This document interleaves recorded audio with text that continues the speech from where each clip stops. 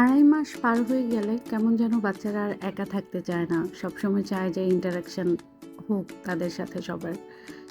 তো ইউমনাকে নিয়েও আমরা এমন একটা স্টেজে পড়েছিলাম যখন সে আর একা থাকতে চাইতো না।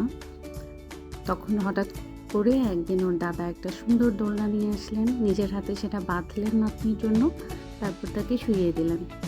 এই দোলনাটা আমাদের লাইফ সেভার হিসেবে কাজ করেছিল বেশ কিছুদিন। যখন আমরা রমজান মাসে সাহরিতে বসতাম বা ইফতারে বসতাম, তখন ওকে এই দোলনাতে ঘুম পাড়িয়ে রাখতাম।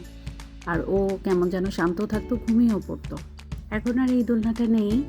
ও বড় হয়ে গেছে, এক জায়গায় বসে থাকবে এরকম বয়সে আর নেই।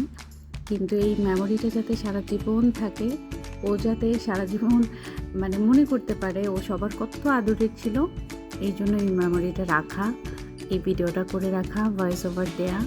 এখানে পাশে ওর ভাইয়াও ছিল, ওর ভাইয়া এই দোলনাতে ওকে অনেক দুলিয়েছে। তো আমার বাচ্চাদের এই সুন্দর একটা মেমোরি রাখার জন্যই এই ভিডিওতে ভয়েস ওভার দেয়া। সবাই আমার বাচ্চাদের জন্য অনেক অনেক